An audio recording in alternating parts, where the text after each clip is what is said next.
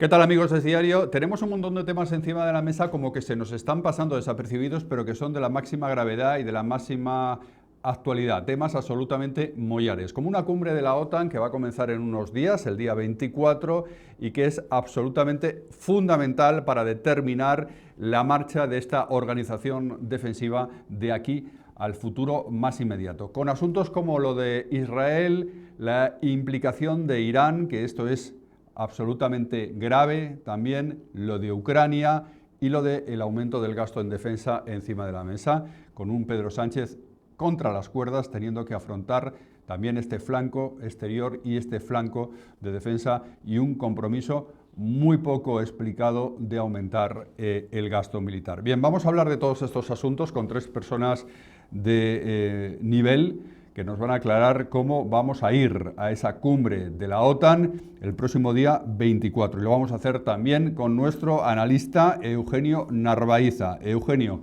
¿qué tal? ¿Cómo estás? Bienvenido, como siempre, a Es Diario Televisión. Pues viendo qué es lo que va a pasar con esta cumbre de la OTAN, que es importantísima para España, no solamente por las decisiones que se van a tomar allí, teniendo en cuenta cómo está la geopolítica europeo y mundial, sino por otro lado también, pues por cuál va a ser el papel de nuestro país, que es un papel que, como decía el otro día de nuestros invitados, el general de la Reserva y portavoz de defensa del Senado, Fernando Gutiérrez Díaz Otazu, pues en los plenarios de la OTAN decimos una cosa y luego no cumplimos con lo que decimos. Y hay que decir que España en este momento está en el 1,3 del PIB de cara a la aportación en defensa y que tiene que subir al 2 de manera inmediata y se enfrenta a un horizonte del 5% de aportación de defensa del PIB de manera absolutamente inmediata, ¿no? Vamos a hablar precisamente con nuestros invitados. Ya citabas tú al general Díaz de Otazu, que ya ha estado con nosotros otras veces. Hoy también está. Es miembro además de la Asamblea Parlamentaria de la OTAN. Es portavoz de defensa del Partido Popular en el Senado. Pero tenemos también a Nicolás Pascual, que es el secretario de defensa del Partido Popular y yo diría que puede ser el próximo encargado de temas de defensa en el comité de dirección del Partido Popular y veremos a ver si hay gobierno del Partido Popular donde vemos a Nicolás Pascual. Y luego tenemos también a Luis Rogelio Rodríguez, igualmente de la Asamblea Parlamentaria de la OTAN. Eugenio, tenemos Si me un tema... permites un momento, Sí, por dime, presentar dime, Eugenio. a Sí. Nicolás Pascual, que es una persona muy importante porque ha sido embajador de España ante la OTAN, pues en próximas fechas va a tener mucho protagonismo porque va a ser una de las personas que se siente en ese próximo comité de dirección y que va del Partido Popular después del Congreso que va a tener lugar el 4 y 5 de julio. Y por otra parte también pues va a ser la persona que va a dirigir un poco los destinos del Partido Popular y tanto en el tema de la Unión Europea como en el tema de la OTAN.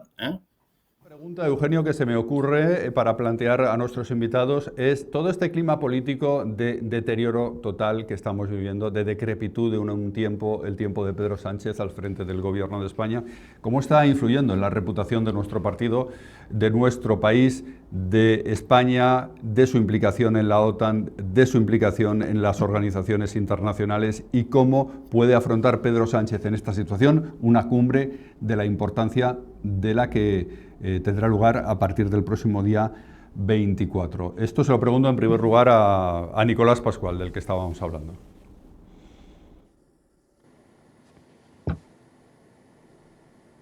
No se oye. Ahora creo que sí, ahora creo que sí. No se le oye a Nicolás Pascual, tiene que conectar ahí algo. Nicolás, a ver si conseguimos que conectando algo, pero podemos seguir hablando de este asunto con Luis Rogelio. Si te parece, Luis Rogelio, ¿cómo puede afectar todo esto que estamos viviendo, esta decrepitud total del momento político español en cumbres como esta de la OTAN, que comienza el día 24? Es decir, ¿cómo se puede afrontar esto con seriedad, con autoestima de país, cuando está pasando lo que está pasando dentro de España? Bueno, la realidad que estamos viviendo es una realidad que nos ha sobrecogido a todos y fundamentalmente a nivel exterior, evidentemente, la situación no es la mejor a la hora de ir a una conferencia internacional del calado que va a tener la Cumbre de la Haya. de la OTAN del 24 y 25, sobre todo porque ya los medios de comunicación internacionales, como el The Times el otro día, ayer concretamente, ya está intentando, sacando los colores al presidente del gobierno y a la situación que España está padeciendo. Si a eso le unimos que el 1,3 es el nivel de nuestra aportación de PIB a la defensa y que tenemos que aumentar 10.471 millones para alcanzar, ese es el compromiso, el 2% ya, antes de la cumbre, a quien veremos a ver en lo que queda. Pues la verdad es que yo creo que el presidente del gobierno no va con las mejores perspectivas a esa cumbre, porque además ha dicho, y él ya ha reiterado en alguna ocasión, que iba a ser beligerante con el aumento del tanto por ciento del PIB para gastos de defensa en el futuro. Bueno, claro, esto es así. Esto es así. Lo del gasto en defensa, Eugenio, es el tema mollar. Porque el tema mollar de esta cumbre de la OTAN, el día 24, Eugenio, va a ser qué lleva cada país en la carpeta. Es decir, cómo va a abordar ese compromiso de subir en un primer momento hasta el 3 y luego hasta el 5%. Lo que nos ha ofrecido Pedro Sánchez han sido ambigüedades y nada claro, más allá de ingenierías contables, de cómo se va a abordar este asunto en España. Esto es lo que tenemos, Eugenio, encima de la mesa. No solamente eso, Javier, sino que también se produce otro hecho determinante y es ante las continuas reclamaciones de Trump con respecto al papel que los países europeos están jugando en la organización del Tratado del Atlántico Norte, también en la OTAN, teniendo en cuenta que muchos de los miembros de la Unión Europea están incluidos dentro de la OTAN, pues se abordará mucho, yo supongo, que el papel que va a jugar la Unión Europea con esos 800.000 millones de inversión que tienen previsto realizar y sobre todo se abordará mucho el tema de Ucrania junto con el tema de Israel-Irán, que son dos aspectos importantes porque aunque no se quiere reconocer públicamente, fuentes militares de la NATO y de países europeos consideran que lo que está pasando entre Irán e Israel pues puede ser tan decisivo de que Israel pueda estar haciendo el trabajo sucio que se está planteando desde el punto de vista de la geopolítica y de la geoestrategia con respecto a limpiar de porquería, entre comillas, pues lo que supone Irán con su posibilidad de tener armamento nuclear, ¿no? Nicolás Pascual, yo creo que ya está con nosotros, ya puede hablar Nicolás Pascual. Estábamos preguntando, así en general, este compromiso fundamental, que es una exigencia no solamente de Donald Trump, sino de la Unión Europea, de que España, por el tamaño que tiene su economía, tiene que también tener más inversión en defensa. ¿Cómo lo afronta Pedro Sánchez? Un Pedro Sánchez absolutamente contra las cuerdas, en un momento político sin precedentes en la historia de España y teniendo que acudir efectivamente la semana que viene a poner cuentas encima de la mesa de cómo vamos a hacer esto en España. Esto no parece la situación más ideal, ¿no, Nicolás? Desde luego que no, desde luego que no. De hecho, lo afronta con dos debilidades. Una debilidad personal que emana de su posición actualmente acosada por los casos de corrupción en su entorno familiar, en el partido y en el gobierno que lo acosan, y sobre todo desde una posición de debilidad como país. España ha estado mucho tiempo a la cola del gasto dentro de la OTAN. Como se ha dicho antes perfectamente bien, estábamos en el 1,3% del PIB en esfuerzo presupuestario. Este año nos hemos dado prisa para llegar al 2%, con esos 10.471 millones de euros aprobados de otras partidas, mejor dicho, transferidos de unas partidas a otras de una forma opaca, sin control parlamentario, sin debate en el Parlamento y, sobre todo, con muy poca credibilidad, porque un líder que ha tratado de engañar a su gente, a su pueblo, a su partido, tiene muy poca credibilidad en Europa y en la Alianza Atlántica. En cuanto al gasto, es decir que el 5% que está barajando tanto por el secretario general, Mark Rutte, como por los propios socios norteamericanos, se desglosa en dos partes.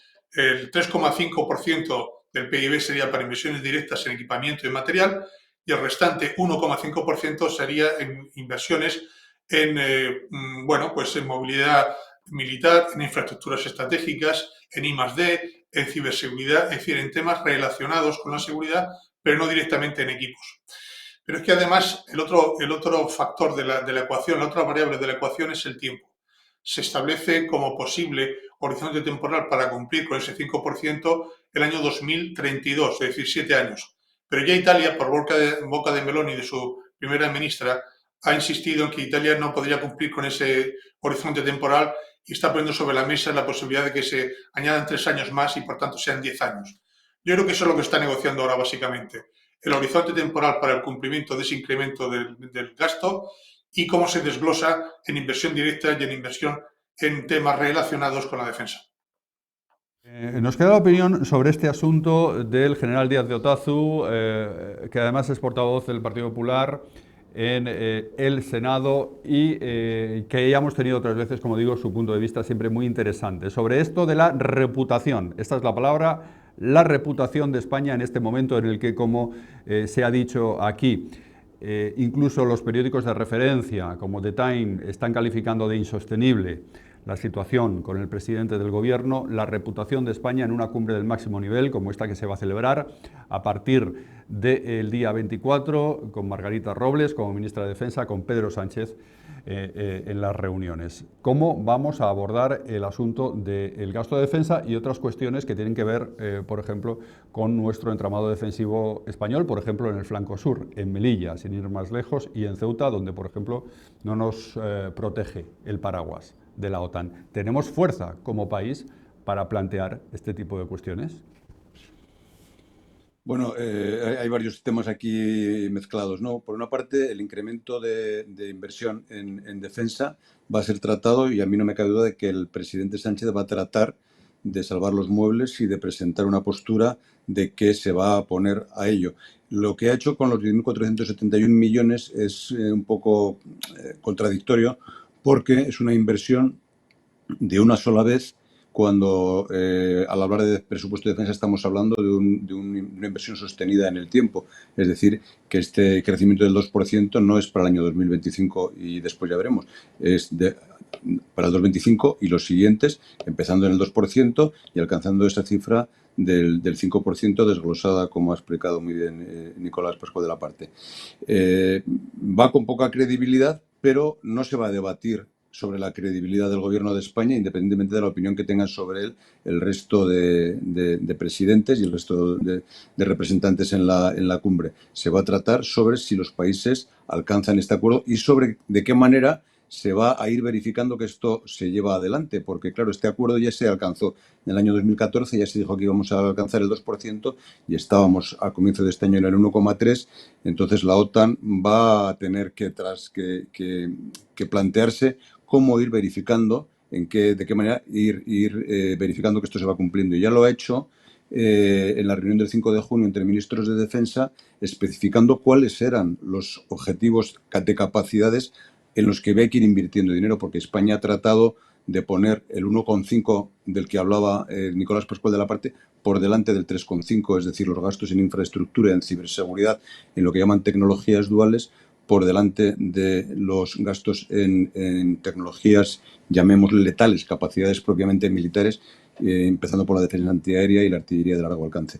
Entonces, España va con poca credibilidad en ese sentido, pero asumirá compromisos el presidente a largo plazo y después ya veremos lo que sucede, pero él los asumirá, creo yo.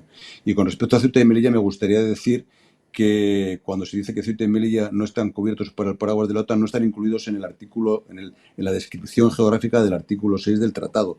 Pero España es parte de la OTAN y el primer responsable de la defensa de Ceuta y Melilla es España como país soberano y como miembro de la OTAN, como ambas cosas, y ahí empezamos a hablar de la defensa de Ceuta y Melilla.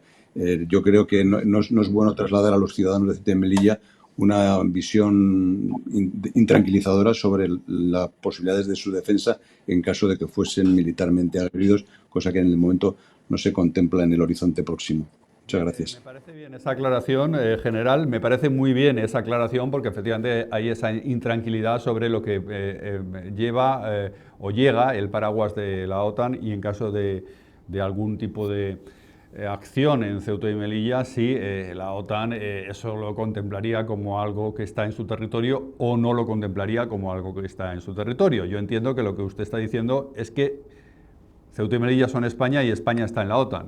Eso es lo que estoy entendiendo. Y en el concepto estratégico del 28, lo que no quiere hacer la OTAN es revisar el tratado fundacional, porque eso requiere unanimidad. Abriríamos un montón de controversias y de melones colaterales en muchas direcciones, y lo que hace la OTAN es revisar su concepto estratégico periódicamente, y el del año 2022 establece que la OTAN está comprometida con la defensa del territorio de todos los países aliados de cualquier amenaza procedente de cualquier dirección y en todos sus centímetros cuadrados o pulgadas cuadradas, se dijo, pero que en eso está comprometida la OTAN. Entonces hay que interpretar adecuadamente la descripción geográfica del artículo 6 del Tratado Fundacional, que no se quiere retocar porque, como digo, abriría un panorama imprevisible de debates y de discusiones, cosa que no se quiere hacer. Y si España, como miembro de la OTAN, puede esperar la colaboración de la OTAN en caso de ver alguna parte de su territorio más allá del definido en el artículo 6, comprometido por una reivindicación del artículo 5. Entonces, esto es un proceso político de debates. Hay quien interpreta que cuando se habla de una agresión, de invocación del artículo 5, toda la fuerza militar de la OTAN se vuelca instantánea y repentinamente sobre el punto en el cual se ha producido la agresión, y este no es el caso. Se abre un proceso de debate político para dimensionar cuál es la respuesta y el apoyo a proporcionar al aliado agredido. Entonces, en ese caso, en el caso de Ceuta y Melilla, cabría esperar de la OTAN y, por supuesto, de la Unión Europea, que tiene un artículo más claro en este sentido, el respaldo internacional, primero de los miembros de la Unión Europea, también miembros de la OTAN, y también posteriormente de la OTAN. Ante esta aclaración que está haciendo Fernando Gutiérrez Díaz de Otazu, General Díaz de Otazu, Narváez, tenemos más temas encima de la mesa que van a estar condicionando totalmente esa cumbre. Si te parece, podemos hablar de ellos brevemente, pero es el escenario internacional Yo creo que hay un aspecto totalmente convulsionado, Eugenio, de Ucrania, que sigue la guerra y ahora con novedades, y lo que se está formando en Oriente Medio, ya con Irán también metida en el conflicto. Es decir, un escenario absolutamente preocupante que tiene que ser tratado en esa cumbre de la OTAN, Eugenio.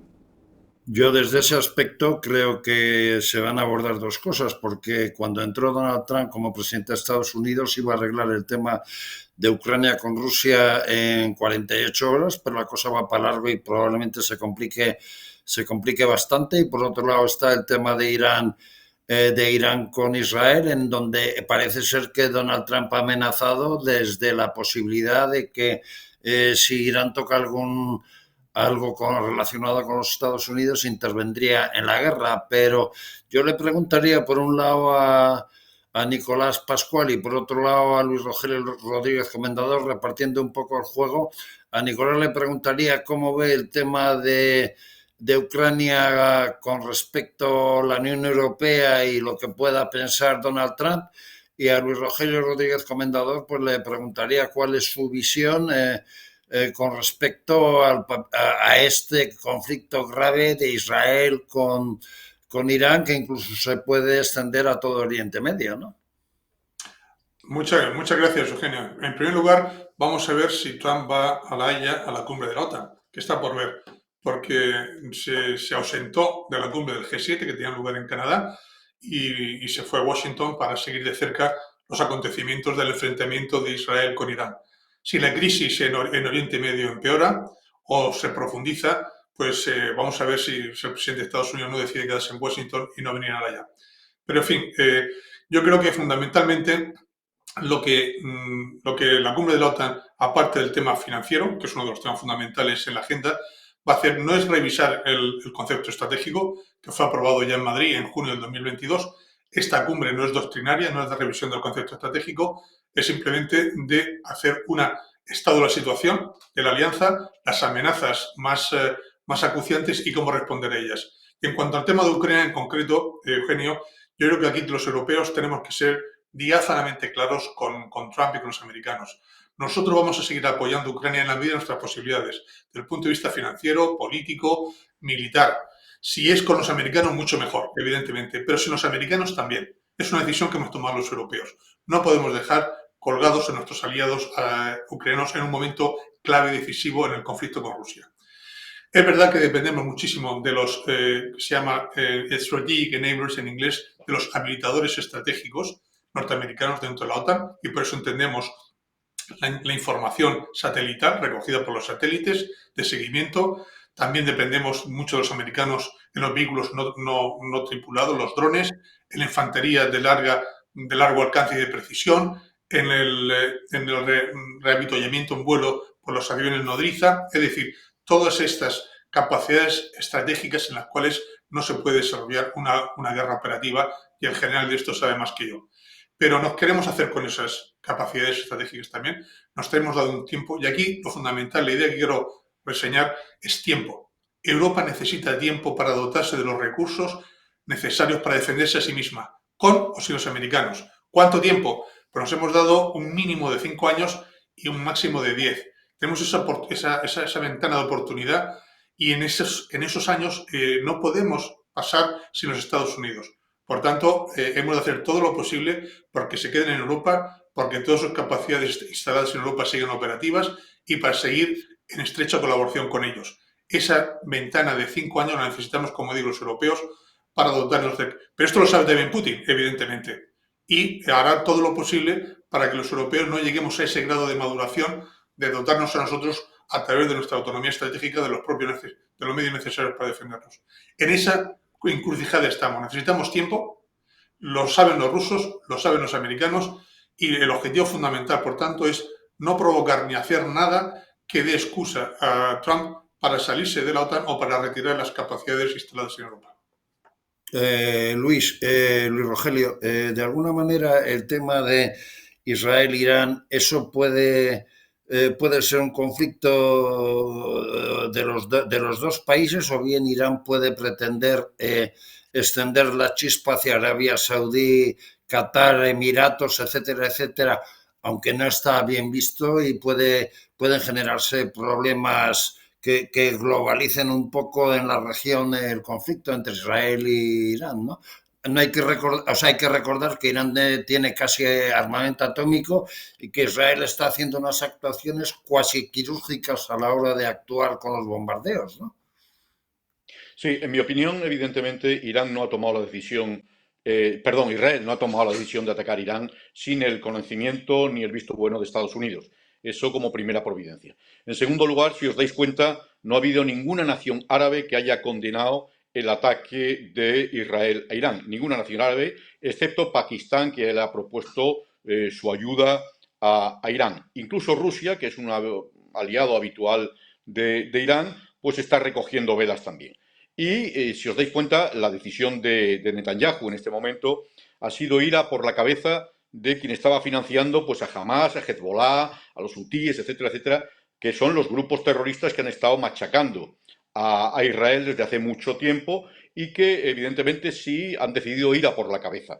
Han decidido, por parte del gobierno israelí, ir a por la cabeza, y en ese aspecto yo creo que toda la sociedad israelí, incluso los partidos de la oposición, que han sido muy duros y muy críticos con Netanyahu, y lo siguen siendo, se han unido en esta actuación que es, como tú has dicho, de una precisión casi quirúrgica contra Teherán, contra las fuerzas revolucionarias del régimen de los ayatolá. Si os dais cuenta, prácticamente el cielo de Irán ya es controlado al 100% por la aviación israelí. Se ha hecho muy rápidamente, se ha ido a los objetivos concretos, y es una operación que se lleva preparando mucho tiempo, porque el Mossad desde dentro de la propia estructura de Irán ha actuado, ha liquidado las cabezas de militares primeras y segundas, ha hecho unas actuaciones directas impresionantes, que eso no se improvisa, evidentemente, son años de trabajo, años de preparación, años en los que se ha estado sembrando para poder recoger esta cosecha actualmente. Y yo creo que hay una parte también del pueblo iraní, una parte importante del pueblo iraní, que va a aprovechar esta situación para levantarse contra el régimen de los ayatolá e intentar derribarlo desde dentro. Con lo cual, bueno, vamos a ver cuál es la actuación final de Estados Unidos, si al final entra a ayudar a Israel en la liquidación del régimen o no. Trump ha dicho que ya había concedido 60 días, y que después de los 60 días en que no había habido acuerdo con Irán, a partir de ahí la cuestión era distinta, y que la propuesta de un alto el fuego por parte de Irán a Israel evidentemente no ha tenido no ha tenido ninguna repercusión, porque Israel ya está decidida a liquidar la cabeza. Para terminar, Vamos a ir terminando, Eugenio. Quería preguntarle al general Díaz de Otazu, si me permites, también que nos dé su opinión sobre este asunto, que es de la máxima actualidad. Y insisto, que es un asunto gravísimo lo que está ocurriendo, con Irán ahí metido, con la posibilidad, como decía ahora Luis Rogelio, de que Estados Unidos se implique más directamente en todo este conflicto. ¿Cómo puede evolucionar esto y cómo puede afectar esto a la OTAN? Fernando Gutiérrez Díaz de Otazu. Bueno, yo creo que a la OTAN en principio no le afecta directamente, igual que no le afecta a los conflictos en los que está embarcado Israel, pero lo cierto es que Israel va a mantener el envite a Irán, porque Israel tiene sus propios problemas internos, el presidente Netanyahu tiene sus propios problemas internos y tiene que mantener el pulso. Irán ciertamente era una amenaza directa e indirecta contra Israel a través de los proxies que tiene Israel en el teatro y también directamente. Y parece que Israel ha tomado la iniciativa de mantener a Irán neutralizada y yo creo que de momento lo está consiguiendo. Irán está respondiendo ciertamente, pero el golpe dado por Israel es ciertamente severo y es poco probable que Irán tenga ahora capacidad de expandir el conflicto y de tratar de implicar a Estados Unidos en el teatro y hacer algún objetivo estadounidense objeto de sus actuaciones militares. Yo creo que de momento el escenario Israel-Irán va a estar sometido a vigilancia estrecha por parte de toda la comunidad internacional, pero se va a mantener con la tensión actualmente vigente sin expansiones en otras direcciones, tengo la impresión. Muy bien. Pues Eugenio Narváez, no sé, ¿querías añadir alguna cosa? Sí, Quería añadir también... le quería preguntar a Nicolás, Pascual. a Nicolás, al futuro responsable de Defensa y de Asuntos Exteriores del Partido Popular. Él, cuando tome posesión de ese cargo y sea miembro del comité de dirección, ¿qué va a ofrecer como máxima ideológica, como máxima de respuesta en defensa y exteriores desde lo que es el Partido Popular a los españoles? Gracias, Eugenio. Pero antes, pero no adelantemos acontecimientos. El tema de Irán creo que merece una pequeña reflexión, si me permitís. Aquí la cuestión fundamental es que existen dos estrategias, hasta ahora existían dos estrategias diferentes. Nunca ningún gobernante israelí se había atrevido a proclamar y anunciar públicamente que el objetivo era cambiar el régimen en Irán. El otro día lo hizo Netanyahu, además lo dijo en inglés, para que se entendiese por los iraníes y por la comunidad internacional, que el objetivo final de las hostilidades militares israelíes no solamente es acabar con el programa nuclear iraní, con objetivos militares, evidentemente, sino acabar con el régimen. Y hizo un llamamiento directo al pueblo iraní, a la sociedad iraní, para que se rebelase contra sus autoridades religiosas, militares y civiles. Mientras que Estados Unidos, hasta ahora al menos, ha dicho que si Irán se limitaba su programa de desarrollo nuclear a temas puramente civiles, eso era verificable por los organismos internacionales, empezando por la Agencia Internacional de Energía Atómica y otros organismos internacionales, y dejaba de promover el terrorismo y la desestabilización en la zona, en la región, Estados Unidos, a cambio de eso, no iría a por un cambio del régimen, se comprometía a no provocar un cambio de régimen. Por tanto, estas dos estrategias se tienen que alinear. Si Israel ahora busca el cambio de régimen a cualquier precio y Estados Unidos hasta ahora no, porque era la seguridad que daba a los iraníes, a los ayatolás, para que se doblegasen a lo que le exigíamos la comunidad occidental, el mundo occidental, pero vamos a ver. Pero yo creo que de momento no están alineadas esas estrategias entre Estados Unidos y Israel. Y el otro elemento de la ecuación importante es que si Irán finalmente cae del lado occidental, para entendernos, eso cambiaría y alteraría todos los equilibrios en Asia. Y China entonces sí que tendrá algo que decir. Porque Irán es una pieza fundamental de los BRICS y de la ruta de la seda. Y si cae del lado occidental, China no se va a quedar con los brazos cruzados. Además, Eugenio, tendremos tiempo de hablar largo y tendido a tus preguntas en otro programa, porque ahora no hay tiempo para desarrollar todo. Ya hemos agotado el tiempo, Eugenio, es que llevamos ya más de media hora. Yo creo que nos ha quedado claro qué puede pasar en esa cumbre, cómo va a ir España a esa cumbre de la OTAN el próximo día 24, Eugenio, y tenemos que agradecer pues a este plantel de lujo que nos has preparado, Eugenio, Nicolás Pascual, Fernando Gutiérrez Díaz Dotazu y Luis Rogelio Rodríguez, plantel de lujo para situarnos a la audiencia y a los amigos de Es Diario de cómo va a ir España a esta cumbre crucial de la OTAN que comienza el próximo día 24. Muchas gracias a todos por estar con nosotros en Es Diario Televisión. Muchísimas gracias. Encantado. Bueno, pues esto ha sido todo, amigos, esto ha sido todo para que ustedes sepan en qué terreno estamos, cómo vamos a afrontar en España con Pedro Sánchez a la cabeza, este importante envite en materia defensiva que comienza el próximo día 24, la próxima semana, en la cumbre de la OTAN. Es Diario, es noticia.